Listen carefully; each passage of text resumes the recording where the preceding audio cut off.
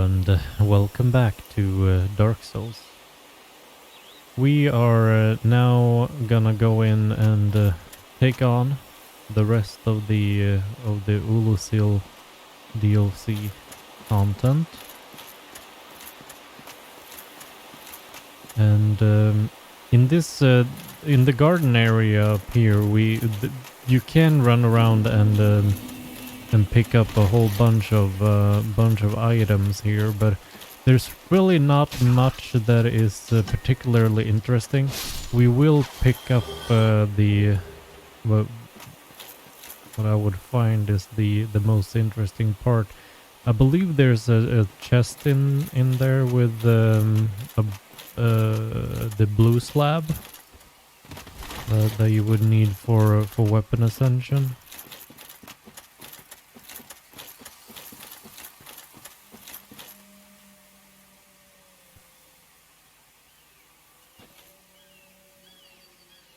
We are gonna move through here, at least the outside area, fairly quickly, so that we have a better chance of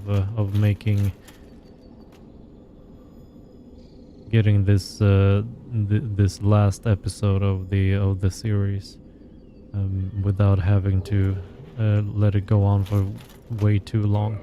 So we get the Guardian Gauntlets there.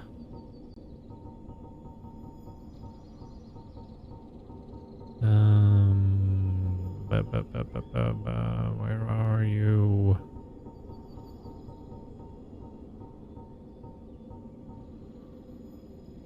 Am I blind? There, dear Lord. Gauntlets of the Stone Giants, Stone Giants, guardians of the forest sanctuary.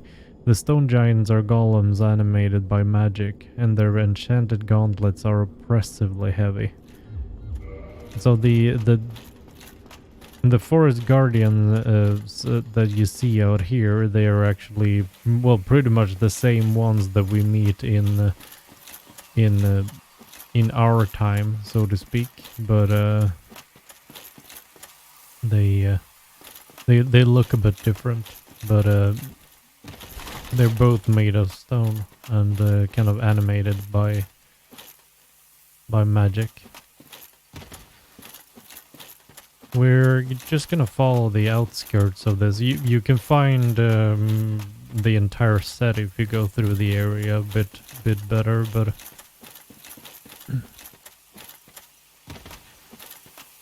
we're gonna skip most of it because it's not super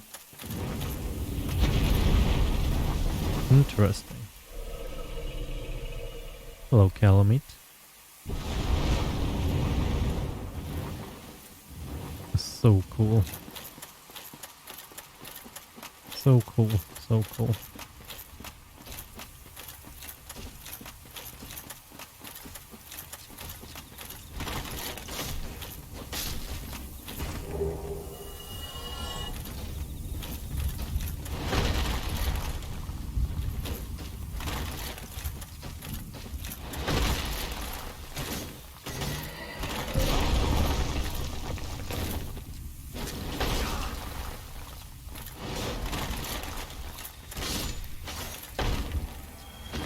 You can see some resemblance to the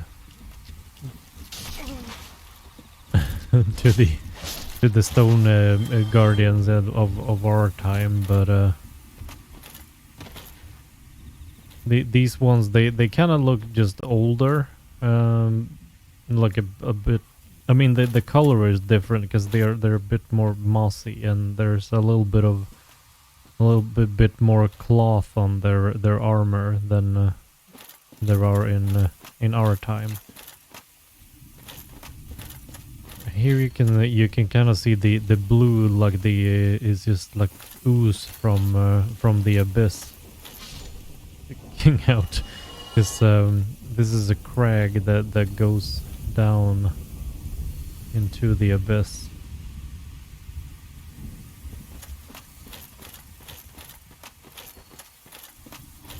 And the abyss just kind of... Like if you get deep enough into the abyss, it's kind of like a black hole almost.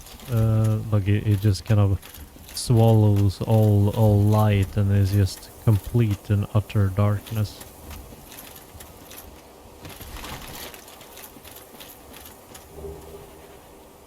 The Guardian helmet. There is actually an interesting item that we can get in here.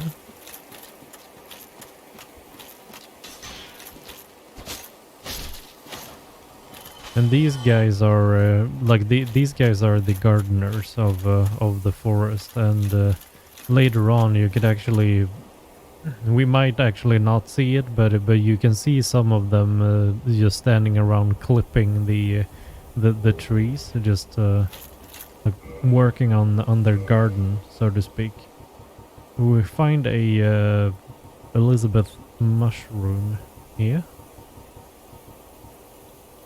Large medicinal mushroom of Elizabeth, keeper of sanctuary.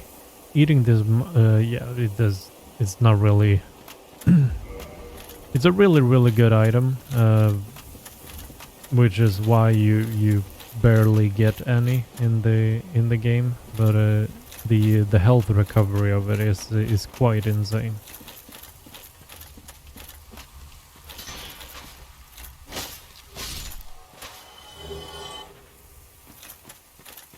So I think we can just run.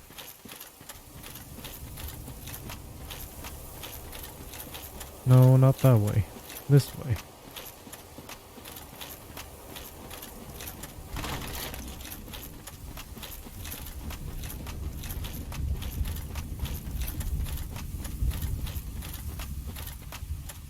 And over there you can see them just standing around, flipping the leaves off of the trees or the branches or whatever.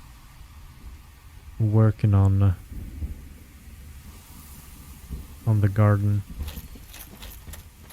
If we go up here, there was some sort of item here. I can't remember what it is.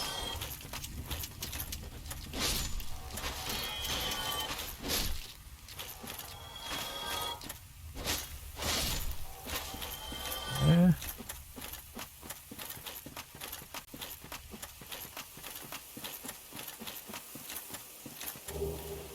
It's just a soul.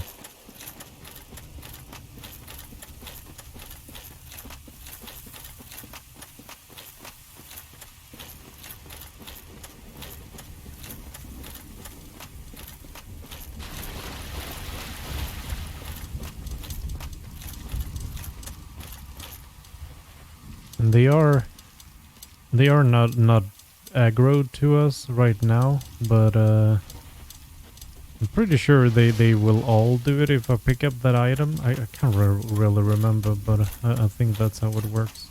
And here we can see the Ulasil township down there, and the fighting arena for or the Artorias boss fight, and the little tower and on the other side there where Goth lives.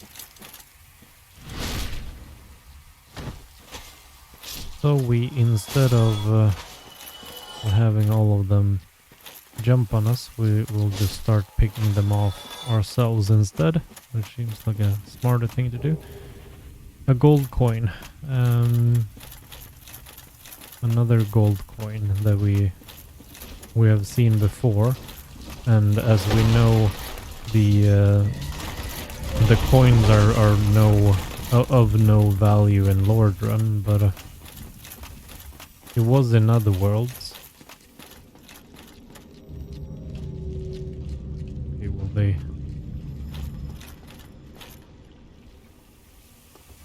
Oh, okay. I thought maybe they would actually jump after us there, but they didn't.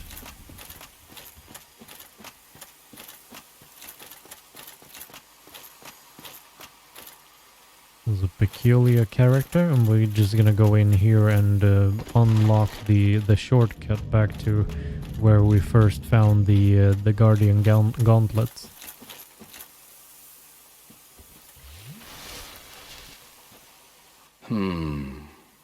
Let me guess.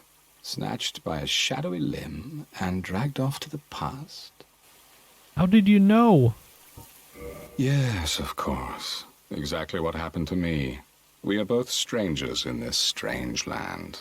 But at least now there are two of us.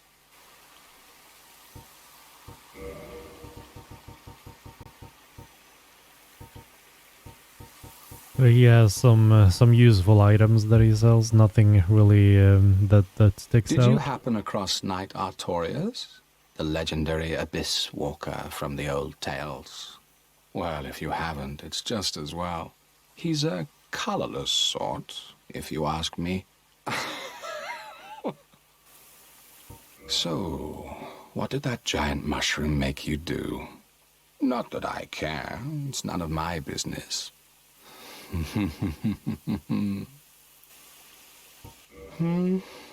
I've little to talk about, really. Oh, you know me. What do I know?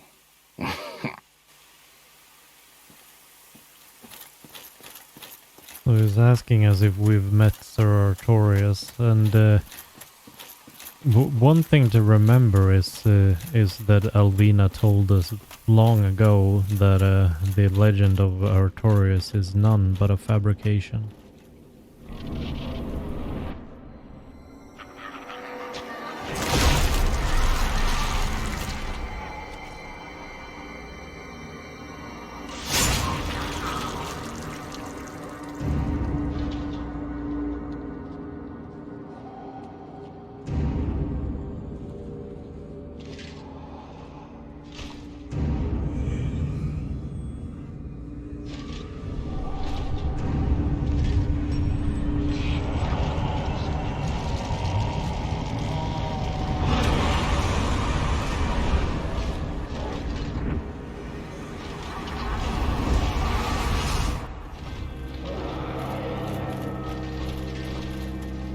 We can see here Artorias, who's kind of just a shell of his former self at this point.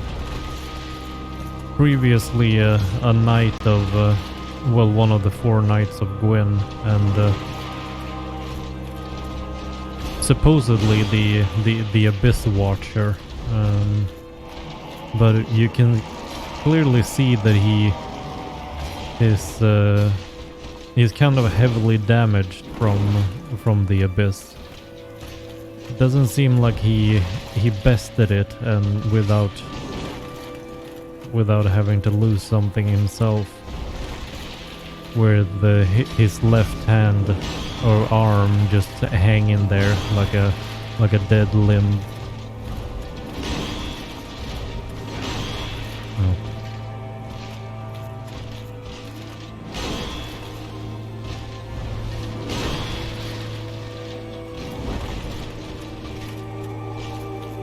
And the abyss kind of just seeping from his body constantly.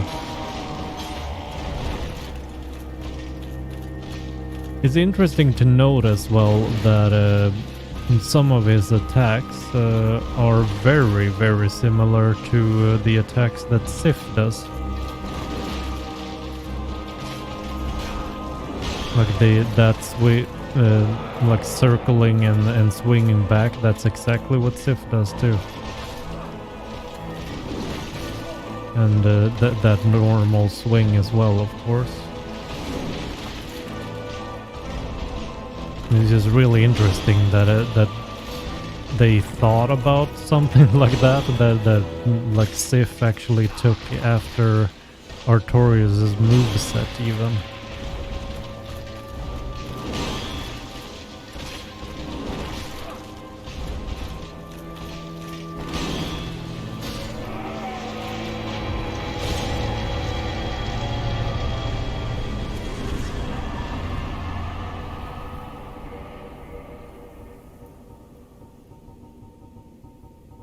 Soul of Artorias.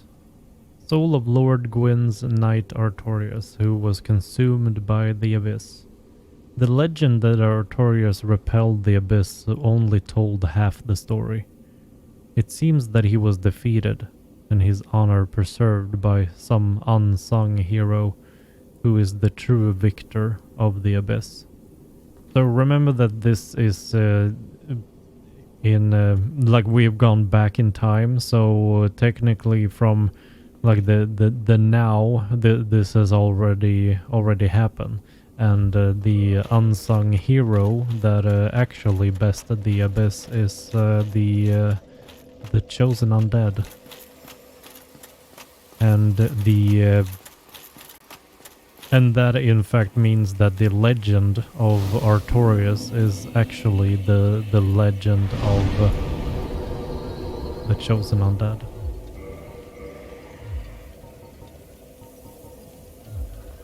I'm gonna use up a few humanity here because I like kindling this bonfire too.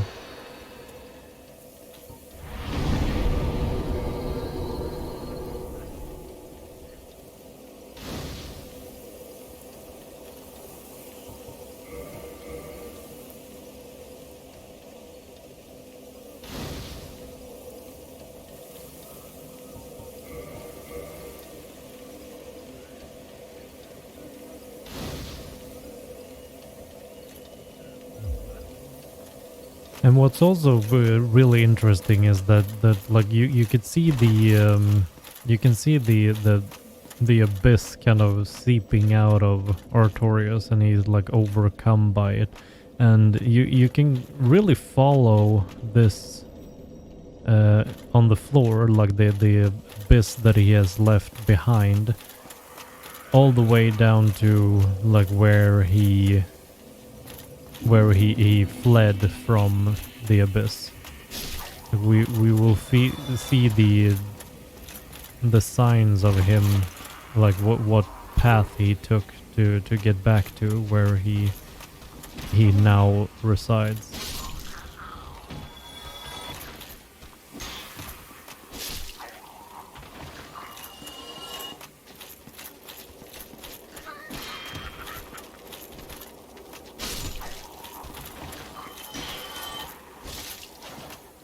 Oh, there was a sneaky little dodge there. A little sneak dodge.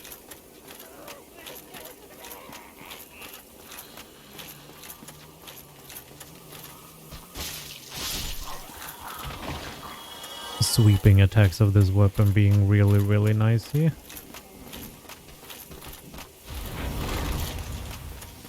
But the magic of those sorcerers, they're not being nice at all. They are super powerful. We have another guy behind here that we can cheese a bit. We can get the soul.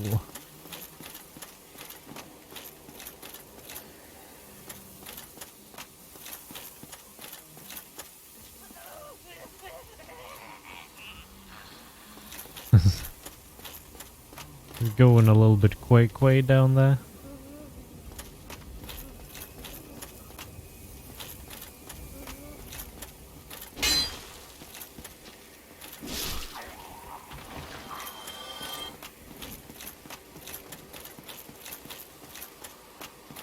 If we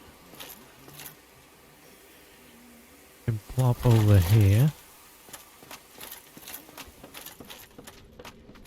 No.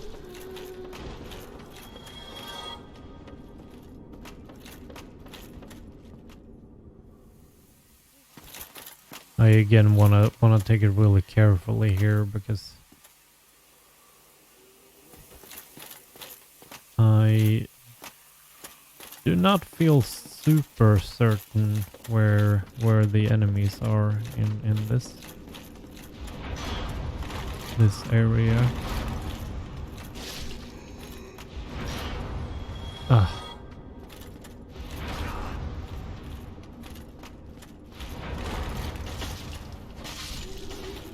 The kind of magic they're using is more of a physical damage, than the normal sorceries. We get the dark orb. Abyss sorcery discovered by an Ulusil sorcerer on the brink of madness.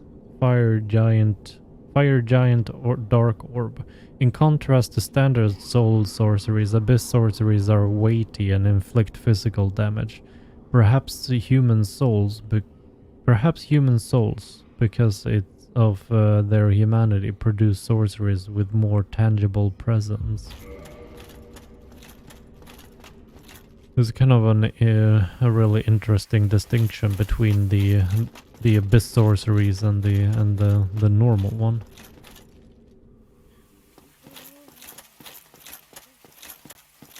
The abyss sorceries being more because of the humanity that is used, and also they definitely resemble the humanity. Like if you look at the thing, it looks way more like a humanity sprite than anything, and the normal sorceries, they like, just looking at the remedy, it just looks like some souls there, and yeah, is an interesting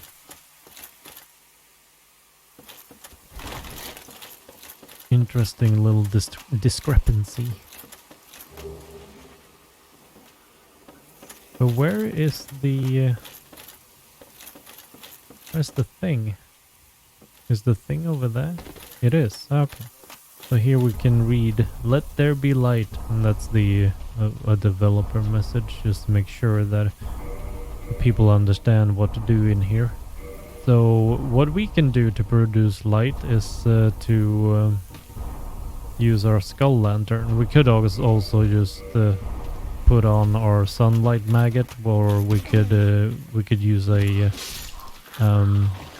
light sorcery, but I mean, we don't really know sorceries. We're not a sorcery type person, so we use the skull lantern.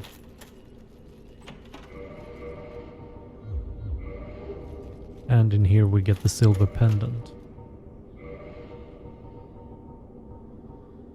Silver pendant engraved with the crest of Artorias, one of the ancient treasures of Anor Londo, presented to Artorias for facing the abyss, effectively deflects the dark of the abyss, especially in its magic forms. So that is an item that is really useful against the dark sorceries, really, but in particular against the Manus boss fight later on, where we will he casts some really powerful spells that you can deflect using that pendant. Well, for now, let's get back up on track. We just wanted to go down there to pick up that item, really. And now we wanna head into the main road again. Here we get the invasion by Chesta, who has a very interesting moveset, where he has his throwing darts, a sniper crossbow, and he has this weird sweep attack that is not present anywhere else in the game, but for him.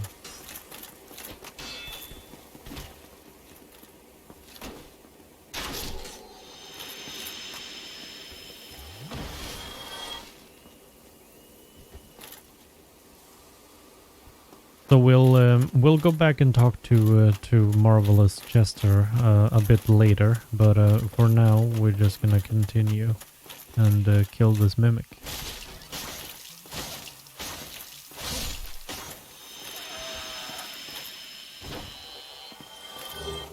Very good. Oh yeah, we didn't look at the carving. We got the well, the carvings are kind of the same, all of them, except that they, I mean, for lore reasons, they are kind of the same. It's just what they're saying that is different. Head carved of an archery by Goff in his imprisonment. Goth imparts an emotion to each and every completed carving, which helps him achieve a personal enlightenment. When a head is disturbed, it speaks, reflecting the emotion conferred to it. This head says, "I'm sorry." Have another look. Isn't it an expression of atonement? I think I may be misremembering here, but I think this is the like the second time that we ever hear about Goth. Like, I think the only thing really in the main game that you would have heard about Goth is the if you find the Hawk Ring. And if you come here without finding that, you would have heard nothing about him. I think. There's too many item descriptions for me to remember every single one of them, but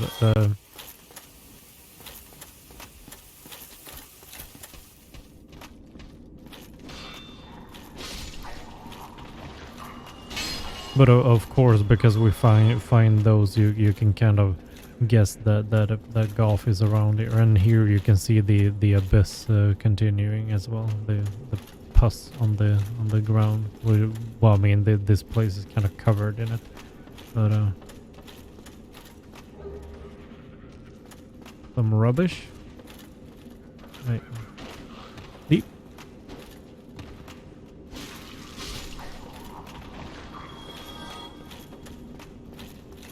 I kind of feel like the enemies have been acting a bit weird for me in this playthrough to what they usually do. Like I've been attacked in spots where I've never seen enemies before and whatnot.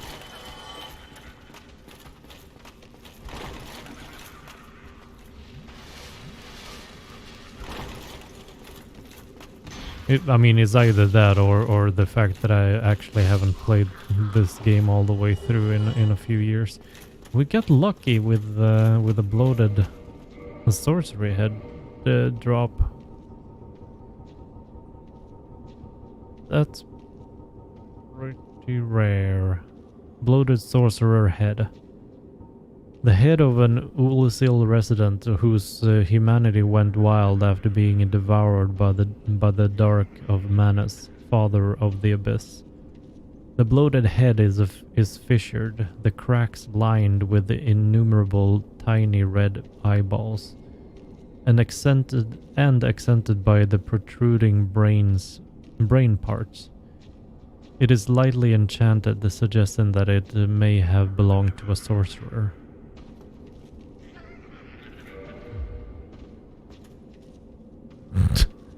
Yeah, looking quite disturbing indeed. It's pretty cool, but yeah.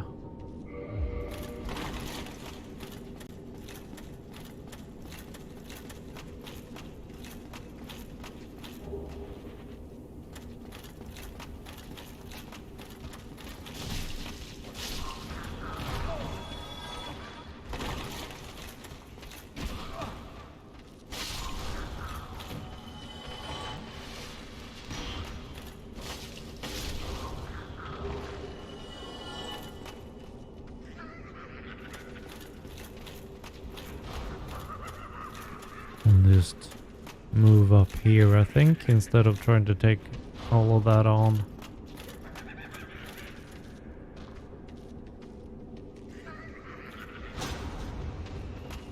You just hear the citizens laughing. They've just been driven completely mad.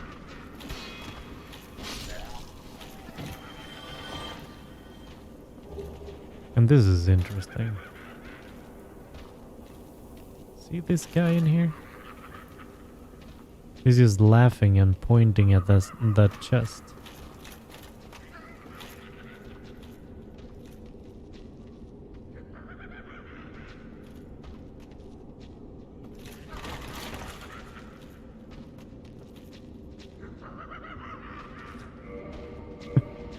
He's just gone completely mad. So we got the bloated head as well. The head of an Ulazil resident who... Okay, so the bloated head is fissured with cracks lined with innumerable tiny red eyeballs, with a hard outside and mucus-filled inside. No sane person could ever wear it. Well, they sure are not sane anymore.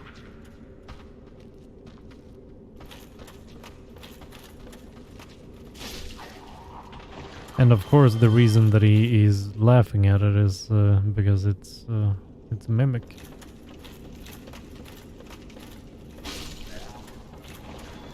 I don't know why that's so funny, but apparently, if your head is full of mucus, then you may think they are funny. It's probably just so that people have a better chance of finding the Crest Key, really. Because, I mean, I could hear him laugh from quite a far away. Bent Crest Key. The grooves of the crest are enchanted. The door sealed with a powerful spell.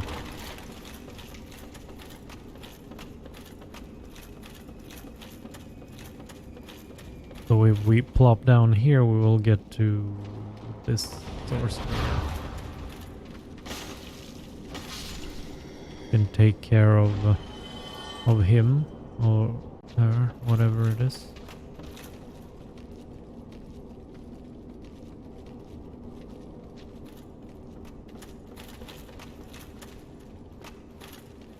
And we just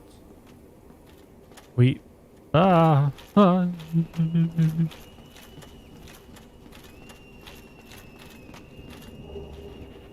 hear the yelling as well in the background of the ambient noises.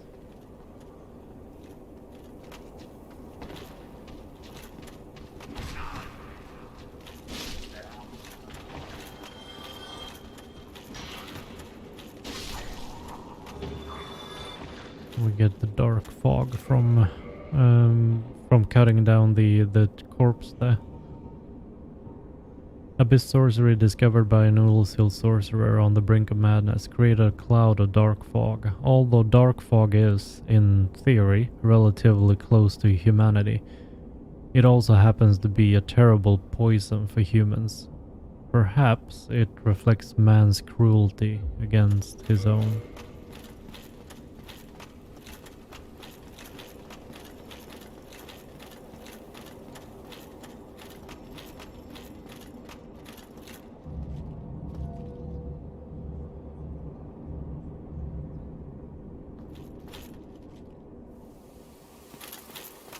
So as we were speaking about the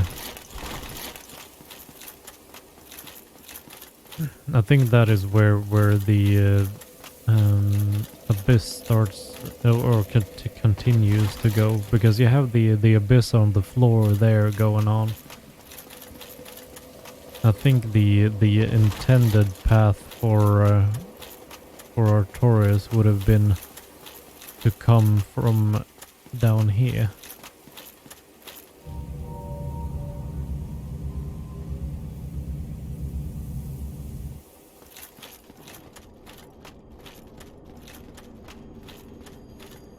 And here you can see signs of it again, and especially going this way, like all the way up on the stairs and whatnot. These enemies are well, this encounter here is kind of a shit show. We don't have any arrows left. Dang it!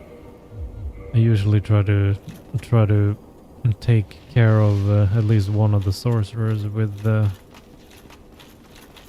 arrows. Yeah, but this time we're out of luck. So gonna have to.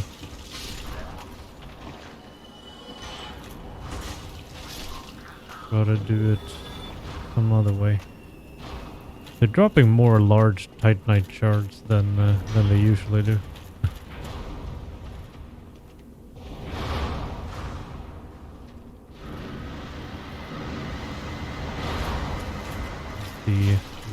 fog in action. There we go.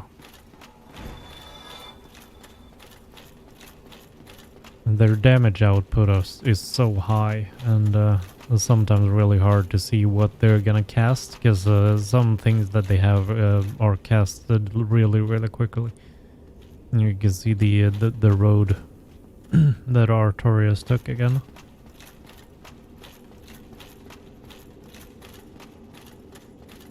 These kind of statues on the side here having robes or clothes overall that resembles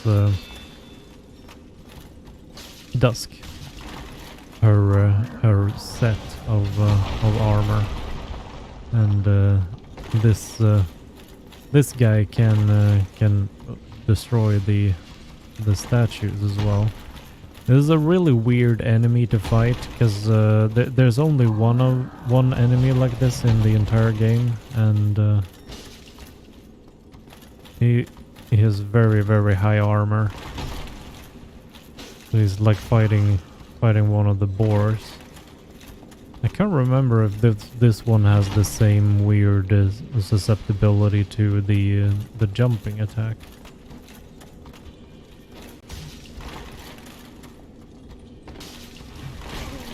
He does. That was 400 damage. I mean, that was a two-handed, but still. Yeah, it was just 401 with a one-handed jump attack. It's definitely have the same weird, susceptibility as the boars do.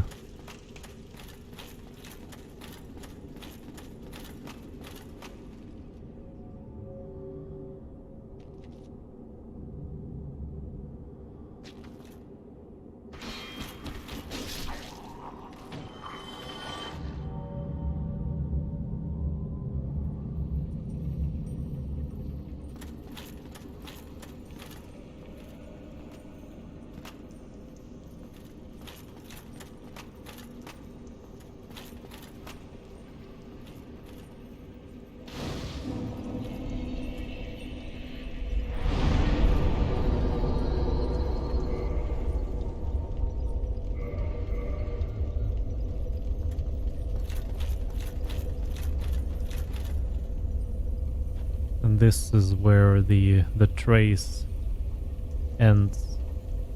Supposedly where Artorias jumped back up and ran to where he is now. Through this kind of prison-like structure over here. But now we are in the start of the abyss. The chasm of the abyss.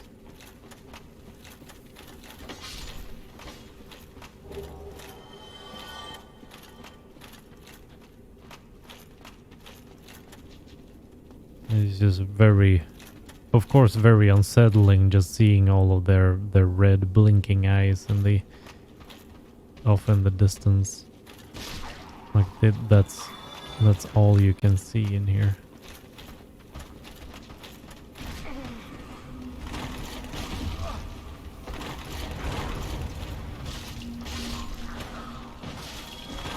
Oh, come on. Ah.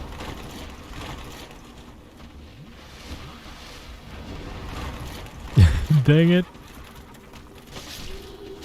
Okay, that's better. I would like to try to charge in for the sorcerer there, because if the other ones are still alive and you cannot catch him off guard a little bit, then it takes long enough for the sorcerer not to have the time to attack in the beginning usually. But I got a little bit too swarmed to make that really work. And we pick up Dark Bead. In contrast to standard soul sorceries, abyss sorceries are weighty. Yeah, okay, that's just the same as the other one. Dark Bead actually being one of the very like most powerful sorceries in the entire game. Especially if you hit something up close. It's super useful. Here we have the first time we get to see the humanity sprites. What the actual humanity looks like. We can see over there. Kind of hard to see from here, but that's Alvina sitting there.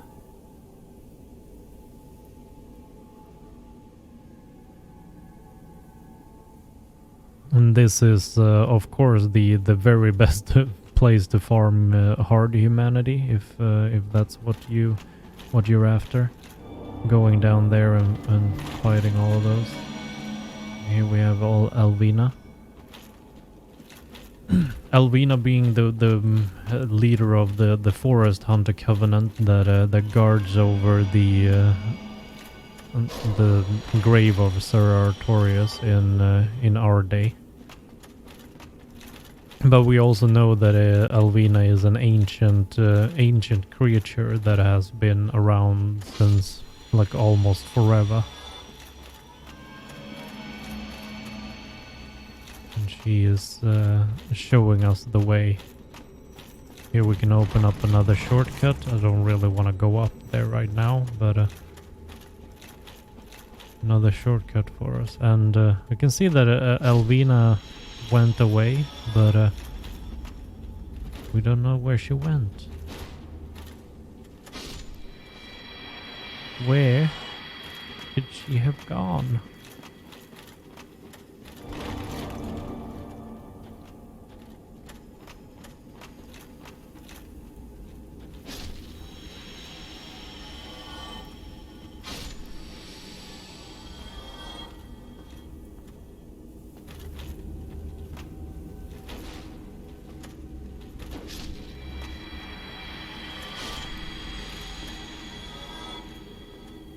There we have a Sif. So this is where Artorias succumbed to the abyss, where he could no longer go on, and not killing the last humanity there is what lets us have Sif around a little bit longer.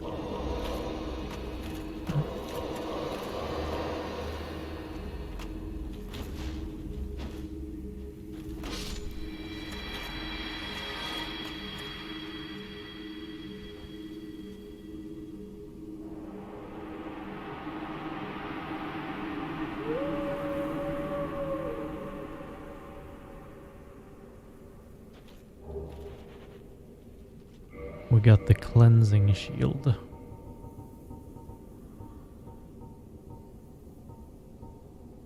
The steel great shield used by Knight Artorias, who succumbed to the abyss. Artorias, deeply scarred by the abyss, used this to form a barrier to protect his compatriot Sif. Although this drained the shield, its magic defense remains high. So Artorias used his last ounce of strength and just to save Sif, showing just how important his compatriot was to him.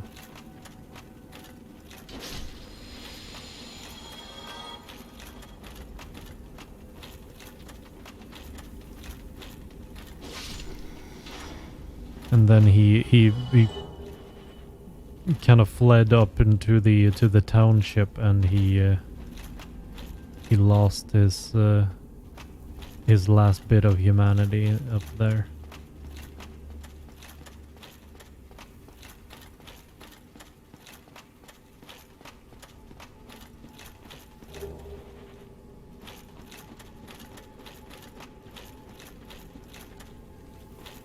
There we have the fog door. To... Ah! Holy no. Holy no. Okay. We're fine. We're not so fine on Estes, to be honest. For the boss, we got a white titanite slab. Completely useless to us, but interesting nonetheless. Boop. And the soul of a hero. And that hero came very, very close to the father of the abyss. He almost made it.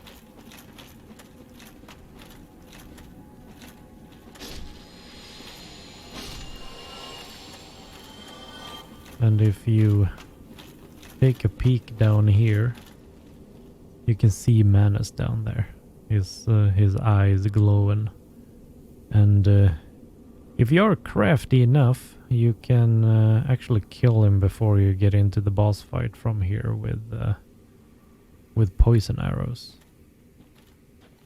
I believe.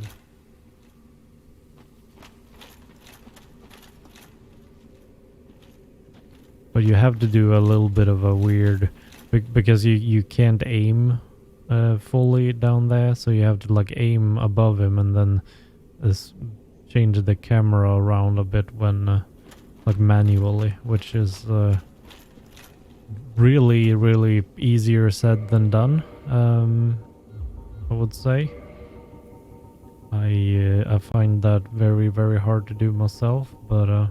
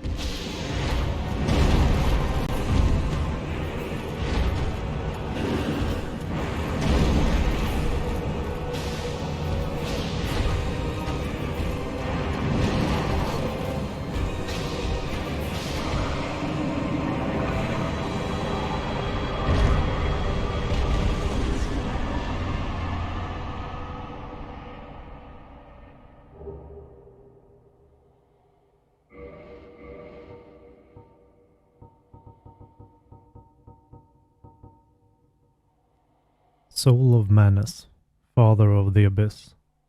This extraordinary soul is a viscous, lukewarm lump of gentle humanity. Ancient Manus was clearly once human, but he became the Father of the Abyss after his humanity went wild, eternally seeking his precious, broken pendant. The Manus, he went from being human to having his humanity go completely wild because he probably went mad just looking for his precious broken pendant.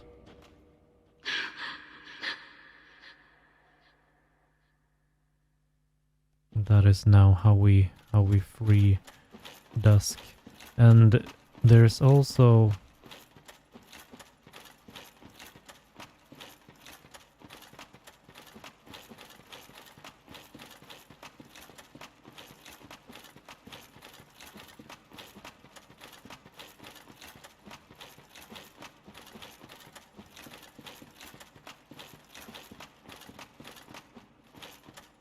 isn't this supposed to be a very grave-like thing down here? I feel like it should be very close to the bonfire, but...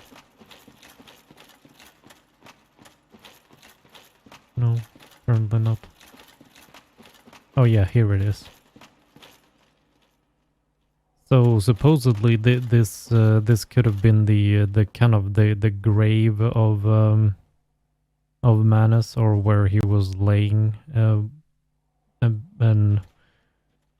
when he got up from there, or he got up from there because his humanity went wild, and that's how he kind of became Manus. One thing that I find quite interesting to note down here is that we're supposed to be in the abyss. We're with the Father of the Abyss, but the floor here is very clearly just a normal rock floor, whereas in the Four Kings boss fight, you're like it's just pitch black, which I find to be a fairly interesting little side note there. But for now, we head back to the Ulasil Township.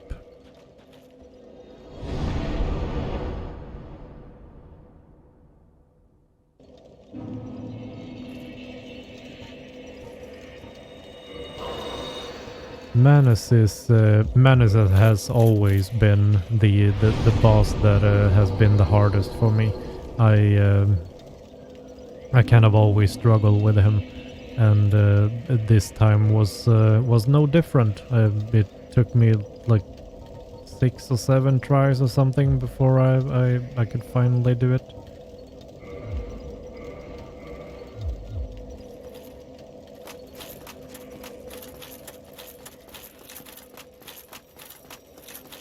Coming back here, where we fought Artorias before, we now find You. Kieran.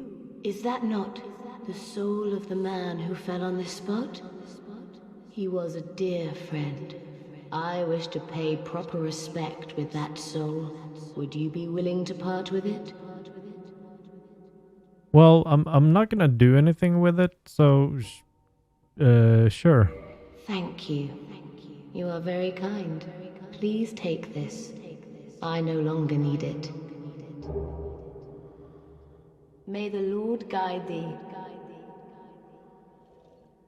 If you don't want to part with your Artorias soul there, you can just kill her as well. But I decided not to this time. A dark silver dagger used by the Lord's Blade Kieran, the Gwyn's Four Knights. Of Gwyn's Four Knights. The victim is first distracted by dazzling streaks of the gold tracer, then strung by the viscous poison of this dagger. Vicious poison, not viscous. So that's another one of the Four Knights of Gwyn trying to pay her respects to Artorias' grave. and we found her ring very early on in the playthrough as well in the boss room with Sif, and also of course the grave of Serratorius.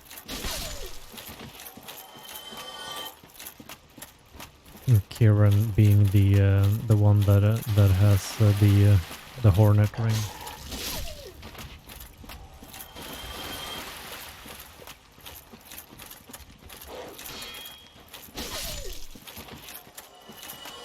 I feel like the kind of the most interesting thing about Kieran is that she is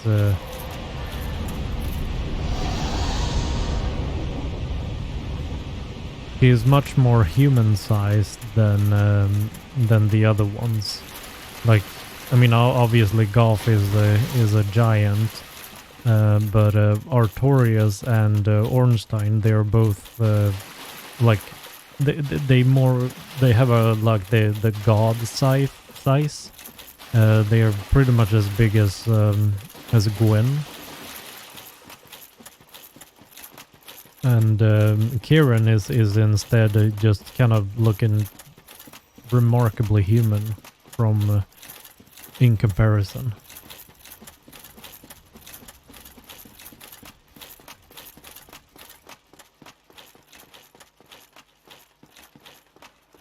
But of course you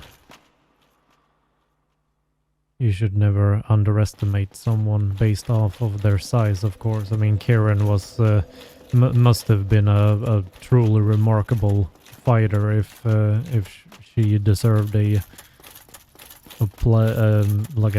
place in the four knights of Gwen.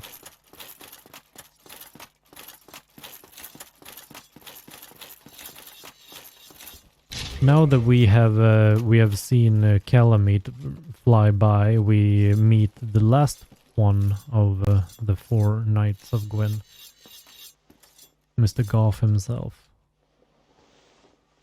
and he's blind, supposedly because he has resin covering his helmet. I mean, we know that there's resin covering the eye holes of the helmet, but like people have different theories about that. Like that he was already blind when he put it on, and like the resin is there because, or he lets the resin stay there because he's blind anyway, or he's just dumb enough that he thinks that he's blind just because he is. He can't like look through his helmet anymore. A visitor, have we? Thou must be the one who freed Artorius. An old friend he was. Thanks to thee, he left this world with honor intact. And here I am, retired and blind. Of little help to thee, I'm afraid. He sells his carvings there as well, and few items. Dragons shall never be forgotten. We knights fought valiantly, but for every one of them, we lost 70 of our own. Exhilaration, pride, hatred, rage. The dragons teased out our dearest emotions. Thou will understand one day. At thy twilight, old thoughts return in great waves of nostalgia. Me, there's very little to be said. What good is a dog with no hairs to hunt? But I'm lucky to be alive, I suppose. Me, there's very... What good is it? But I'm lucky. Farewell, human. Lead thy life as thou seest fit. Good morrow. Is the black dragon posing thee duress? If you answer no here, he will never give you this option again, and you will have lost the ability to fight Calamity the intended way. You can get Calamity down yourself without Goth's help, but that usually takes a bit of training or a long time. Yes, I thought as much. He's called Calamite. Ferocious dragon indeed. Even mighty Londo dared not provoke his ire. I see little good coming from this, but my intent is to persevere to the bitter end.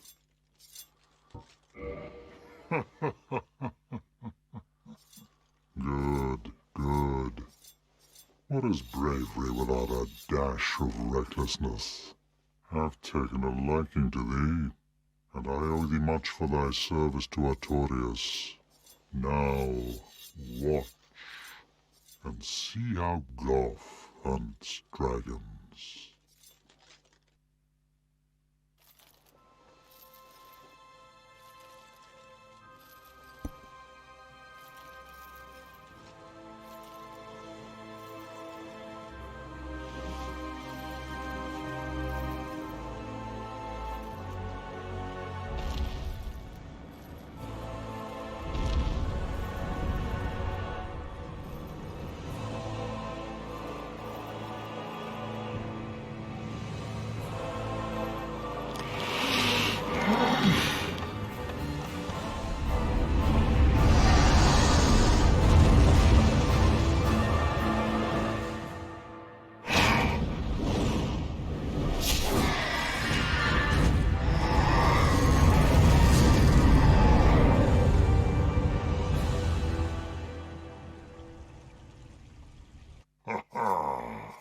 Yes.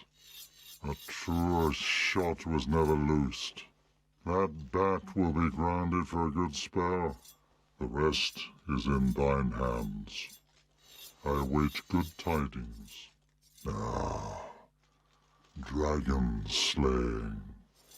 Knighthood's highest calling. Kind of leaves me with a question of like if he was able to do that all this time, why wait until now? He could have shot Calamity down a long time ago. But yeah, but let's head down to Calamity. And as Goth said, not even Anorlando himself would dare provoke the ire of Calamity. He's been a true force to be reckoned with across the land. And we missed the lizard there, but we don't really care too much. There is a Titanite slab to get in here though, that you can get like straight ahead there behind the waterfall. We can go pick that up after the fight.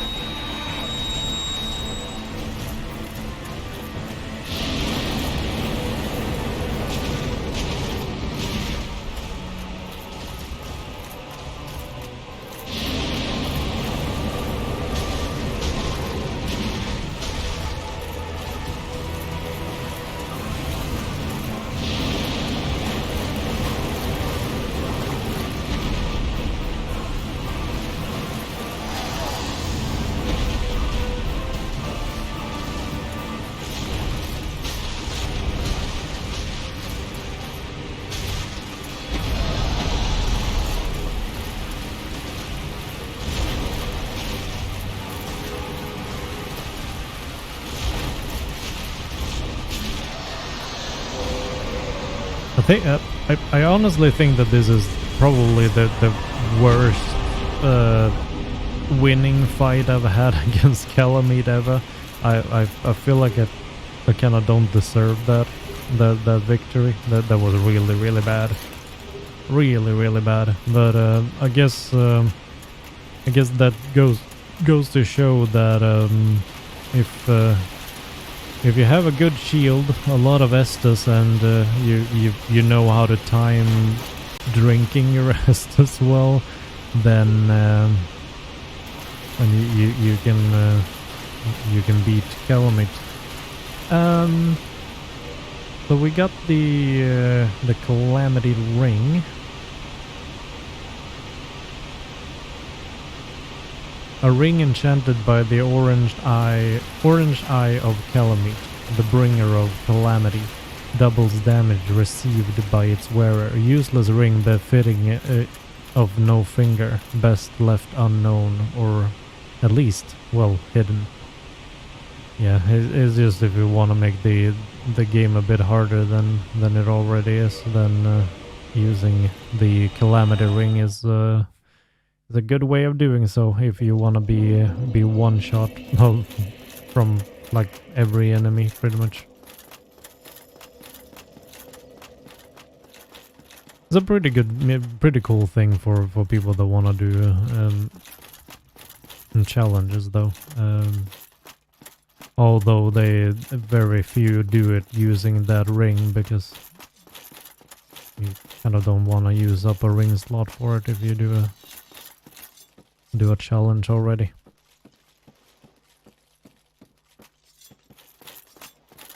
Why, thou hast defeated Calamite? Wondrously played. Lord Gwyn's blessing upon thee. That beast will never take to the skies again.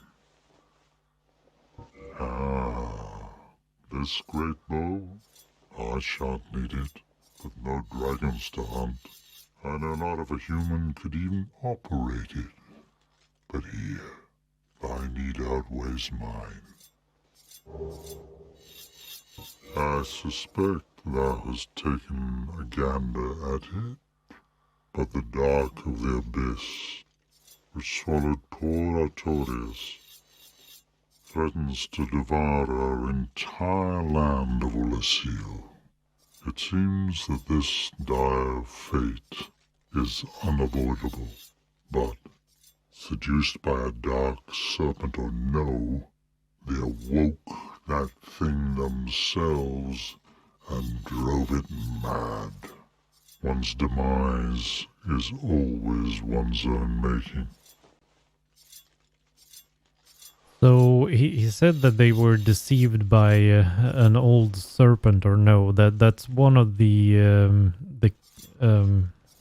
primordial serpents, and I mean supposedly either it's Framt or Kath, but we don't know a whole lot about that in factual terms. But they were tricked by some ancient, well, probably one of the primordial snakes, but we only know about two, and in the ending cutscene for one of the endings, you can see several more serpents as well. So that there could have been someone completely different from Framt and Kath. But yeah. No, do not mistake my words. I cherish my work. Wood carving is a nuanced art. I would have much to talk about with that blacksmith. In truth, how is the old chap, I wonder? Still hammering away, I should hope. Farewell, proud human. Probably talking about the blacksmith of Anor Londo there. He could maybe talk about the ancient dragon or the ancient blacksmith deity. I don't think we can say that for sure, but he's probably the one in Anor Londo. Because the one in Anor Londo also has Goff's ring next to him as well. So, Goth's Great Bow, used by Hawkeye Goth, Lord of Lord Gwyn's 4 knights for dragon slaying. This bow is larger than even those used by the famed dragon slayers. Only their leader Goth had the strength to handle it. And with that, we are actually done with the DLC. And what we need to do now is take care of... we only have Sif, or the 4 kings and Gwyn left to kill. So we are gonna go and do that real quick. So let's meet up with Sif.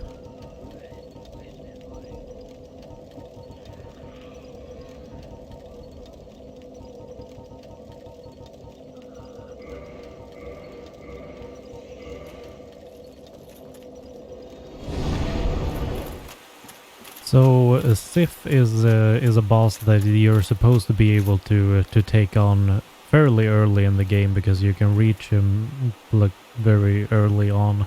So he's gonna probably be very easy for me, because I'm an end game character right now.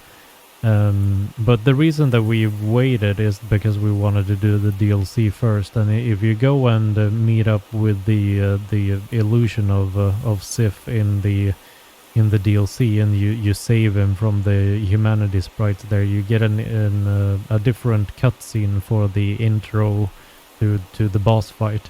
And but if you don't do that, the cutscene will look something like this.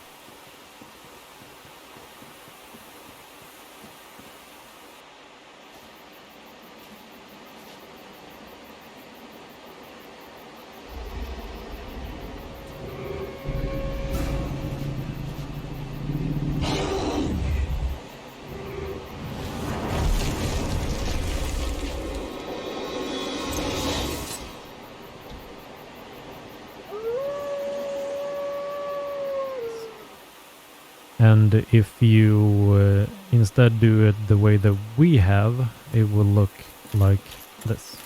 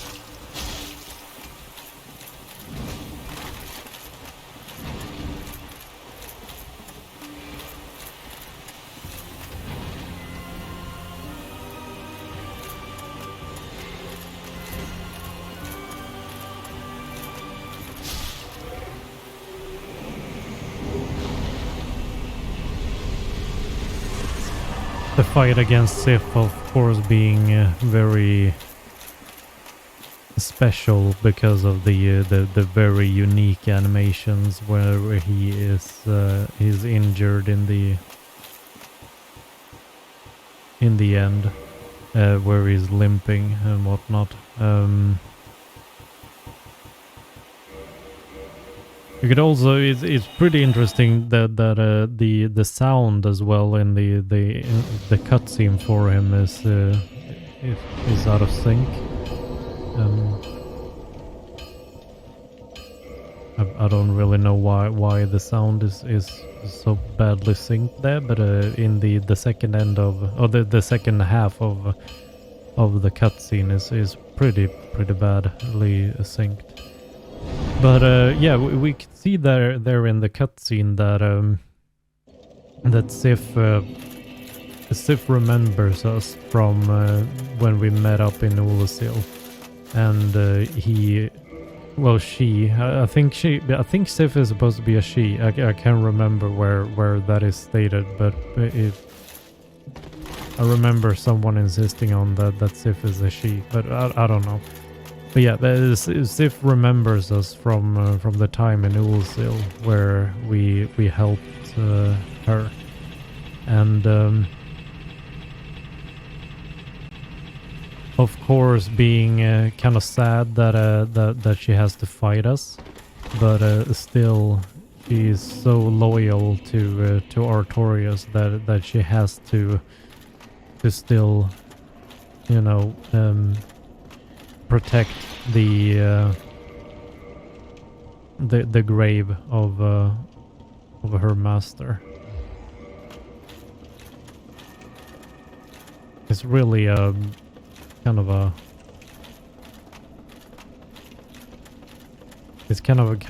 a heart-tugging moment in there. It's very nice. I like it a lot.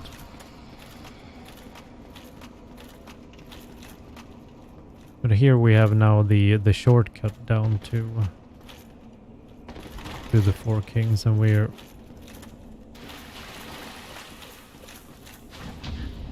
I'm just gonna take care of what we need to in here.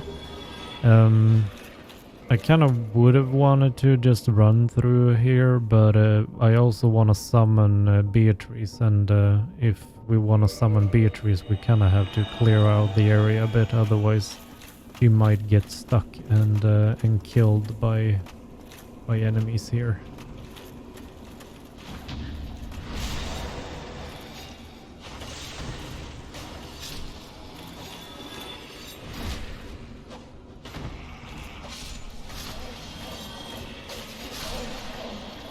So instead of risking having her killed or stuck, we might as well just take care of what we need to take care of.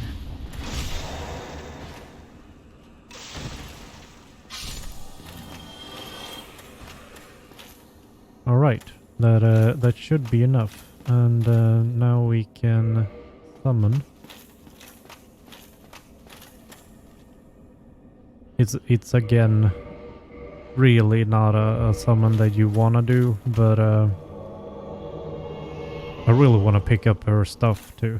So, and I think you have to have her survive this fight to do that. But if she doesn't, I'm not gonna redo the fight just because of that. It's not that important. If I can't get the stuff, I will just show the item descriptions of it.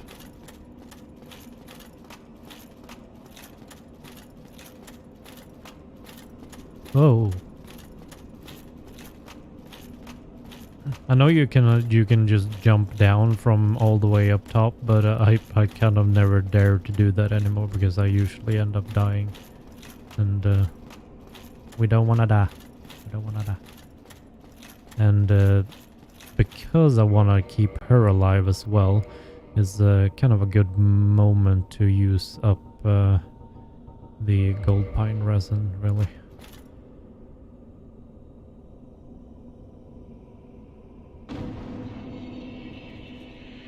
Now we're in the abyss.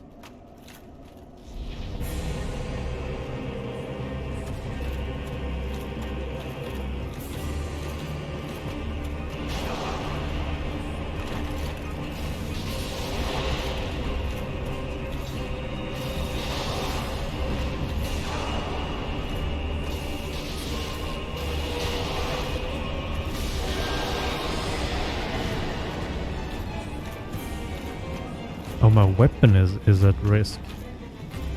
What?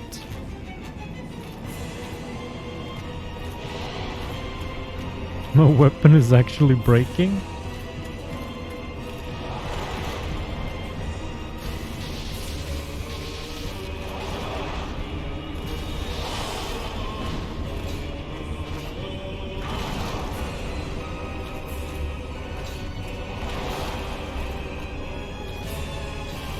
Well, I don't have a backup weapon. At least not one that is upgraded any. Is it broken already? There's 35 durability left.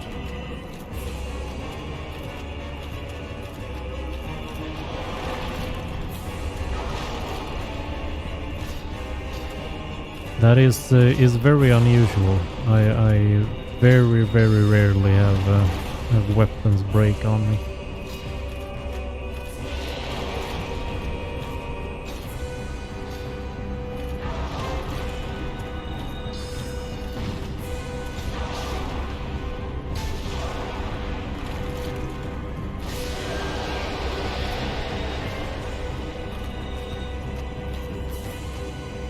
I gotta say though, Beatrice is doing a pretty good job here. I mean, of course we're saved by a lot by the fact that I'm so over leveled for this, but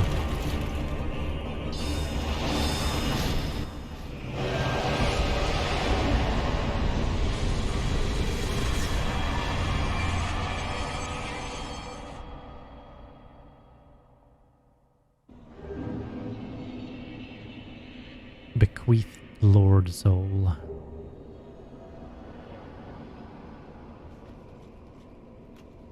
And if we came here and killed the four kings and we got into this room here, we had not followed the Framt storyline, then we would have met Koth here, and that would have looked something like this.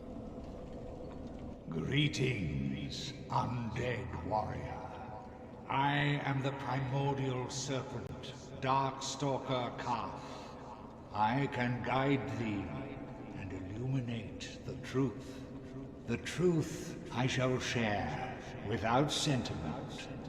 After the advent of fire, the ancient lords found the three souls, but your progenitor found a fourth, unique soul, the Dark Soul. Your ancestor claimed the Dark Soul and waited for fire to subside. And soon the flames did fade, and only dark remained. Thus began the Age of Men, the Age of Dark. However, Lord Gwyn trembled at the dark, clinging to his age of fire and in dire fear of humans, and the Dark Lord who would one day be born amongst them. Lord Gwyn resisted the course of nature by sacrificing himself to link the fire and commanding his children to shepherd the humans. Gwyn has blurred your past to prevent the birth of the Dark Lord. I am the primordial serpent. I seek to right the wrongs of the past, to discover our true Lord. But the other serpent, Framt, lost his sense and befriended Lord Gwyn. Undead warrior, we stand at a crossroads. Only I know the truth about your fate.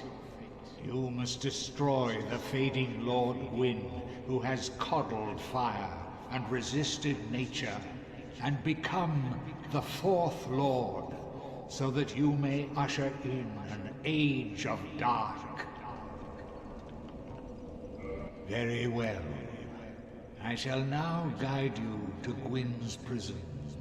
Be still, and trust thine flesh to me.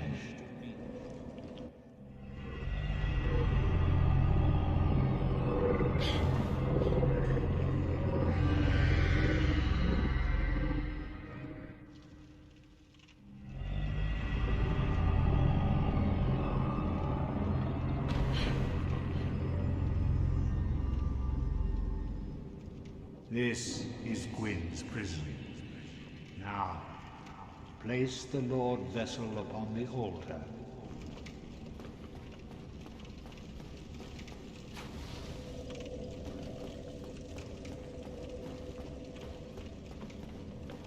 Very well.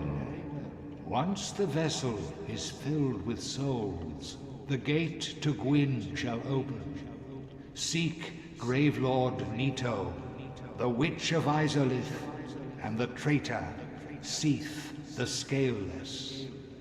Fill this vessel with their souls. Then the gate will open, so that you may kill Gwyn. Are you ready? Then let us return to the Abyss. Entrust thine flesh to me.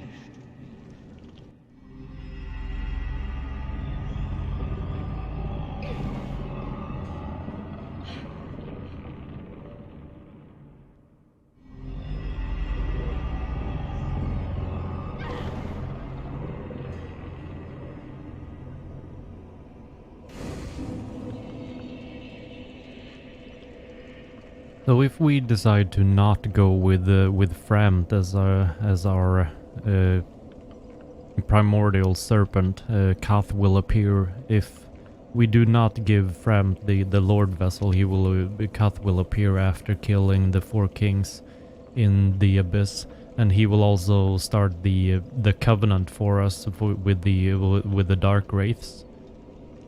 And Kath appears to talk about the course of nature and how Gwyn defied the way that it should be, and he's talking about the difference between the Age of Fire and the Age of Dark in kind of a way that no one else in the game does really. I think this is something that Dark Souls 2 highlighted way more than any of the other games. Because throughout the entire game, pretty much, we hear over and over that we need to or to kill Gwyn and take his place in the and rekindle the fire with the help of our soul, and to continue the Age of Fire. But there's really not much information at all on what the Age of Dark is, and like Kath here, he calls it the Age of Man, the Age of Humans, where the Age of Fire is the Age of Gods. So for the kind of common undead person as we are, we should kind of want the Age of Dark instead. It sounds like if it's the Age of Man instead of the Age of Gods, then it sounds like the way to go. And Kath is kind of here to a bit spill the beans on what's what, and he's not beating around the bush with it. However, of course we can't know if Kath is just lying to us, if he's lying to us to get his way. We can't know that for sure.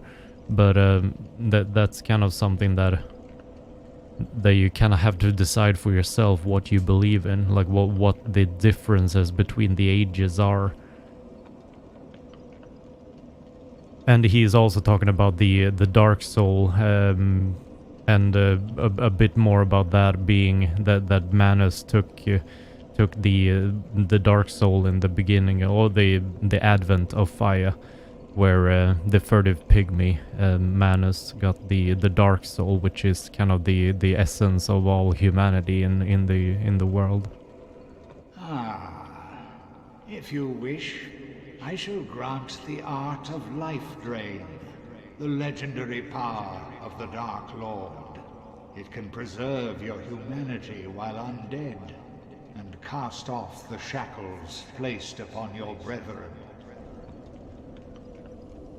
So here we can just enter the Dark Wraith Covenant, which is kind of...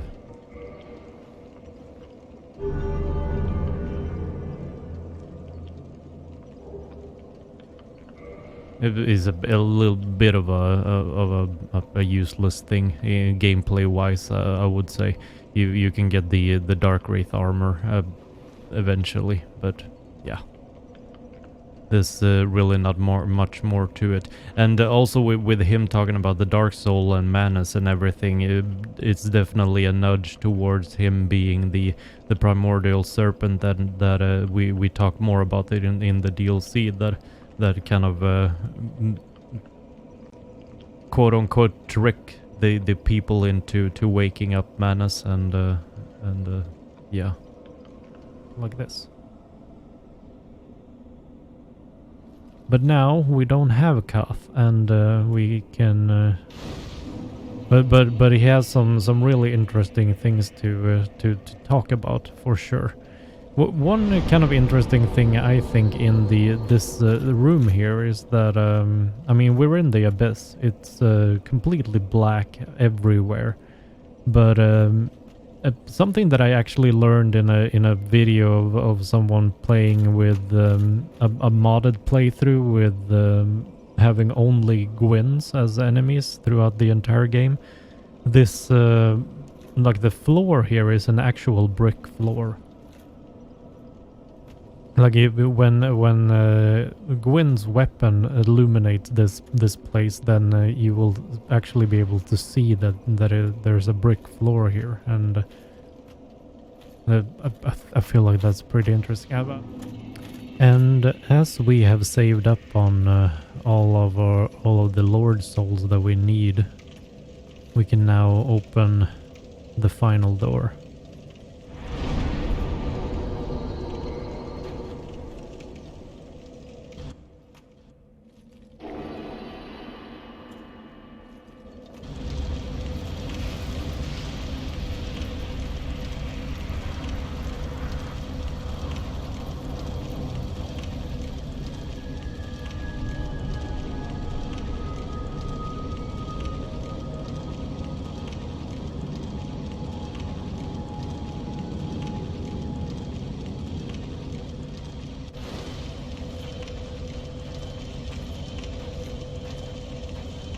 We have the very start of the Age of Fire down there with the kiln of the first flame.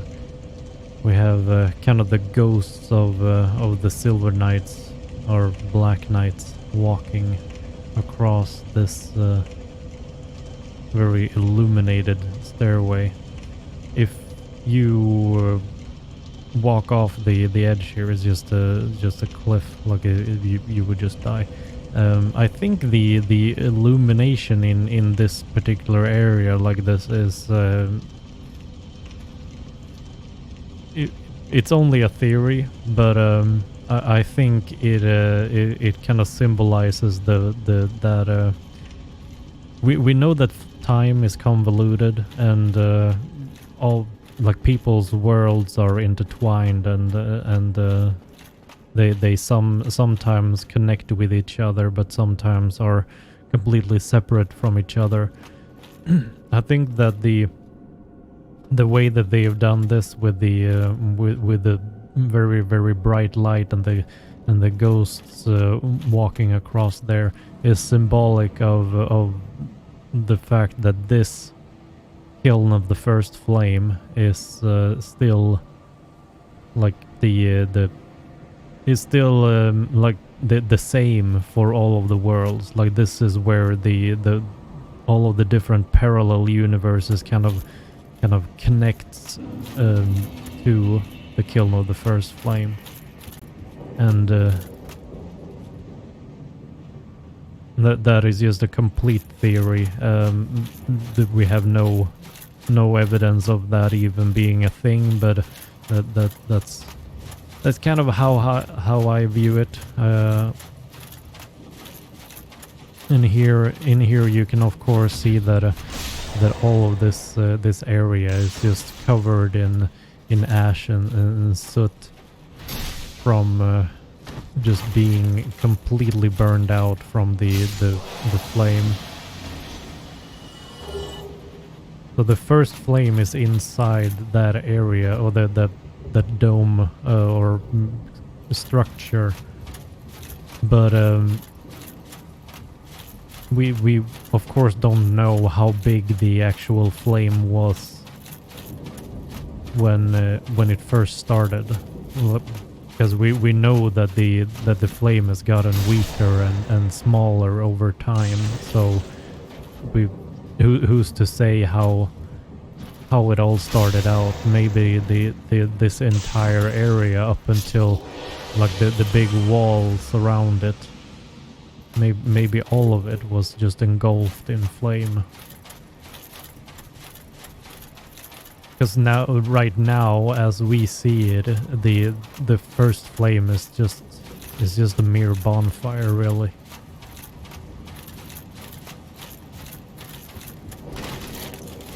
It's just Gwyn and a little bonfire.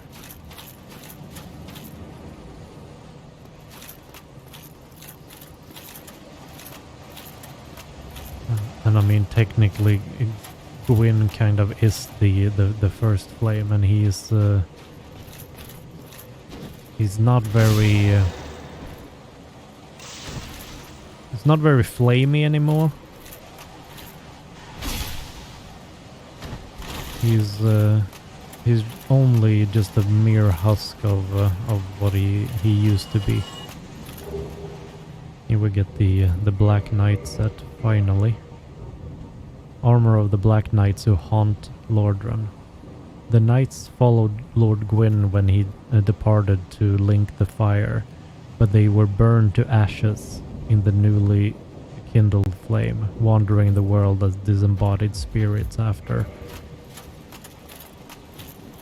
So that alluding to the fact that they wanted the Dark Knights to wander around the world rather than being a static enemy. And I missed something in Solaire's storyline, apparently. I apologize for that. I kind of wanted you to go through this with Solaire, but I mean, we don't really get much more interesting information from Solaire, but you could have him as a summon for the Gwyn boss fight, which is also, I mean, that in itself is kind of interesting because the people that you summon, they are supposedly able to be summoned because they've already beaten the boss of the area. So that kind of implies that Solaire went in here and it beat Gwyn. And down there we can see Gwyn.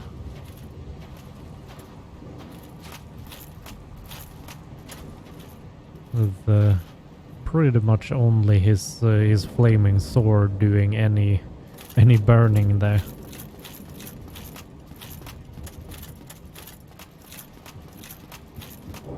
So the name Gwyn means white in Welsh, I believe it was. And we have the Way of White, the church, the followers of Gwyn, but then we also have the sunlight bros, really.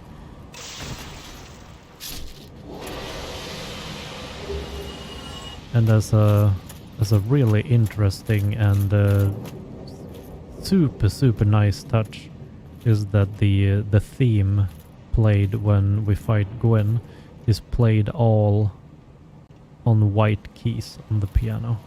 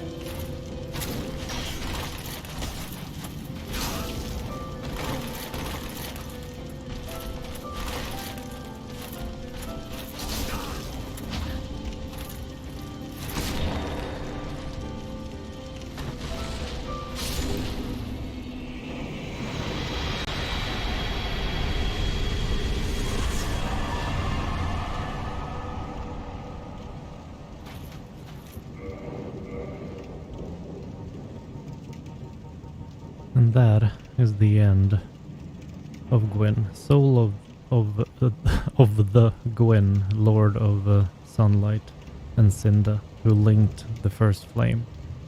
Lord Gwyn bequeathed most of his power to the gods and burned as cinder for the first flame, but even so, Lord Gwyn's soul is a powerful thing indeed.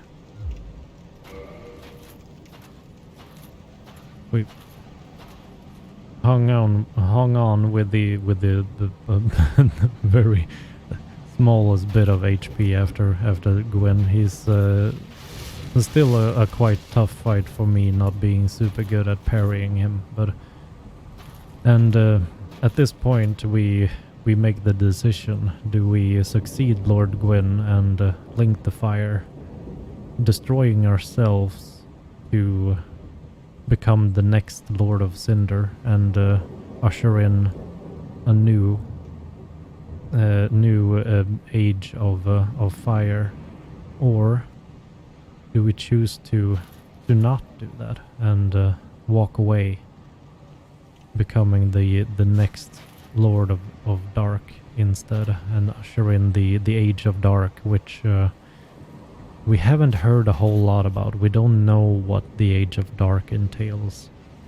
We don't know what would have happened or what would happen if the Age of Dark was reinstated, so to speak. It's the Age of Man, whereas the Age of Fire is the Age of the Gods.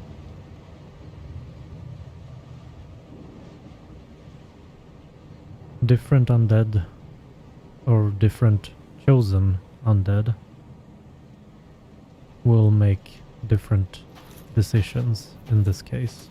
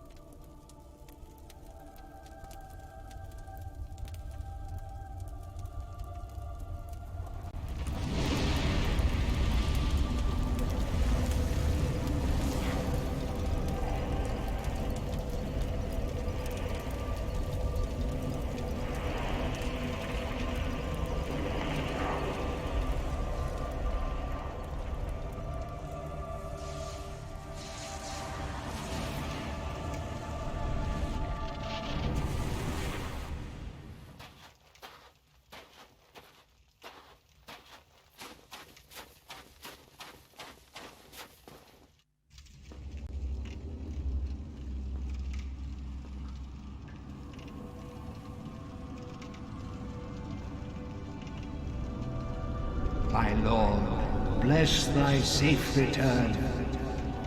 Let Kath and Framt serve your highness. We are here to serve your highness.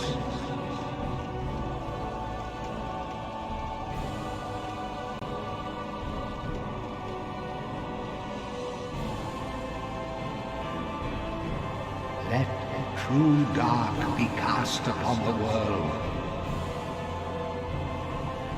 Our Lord hath returned.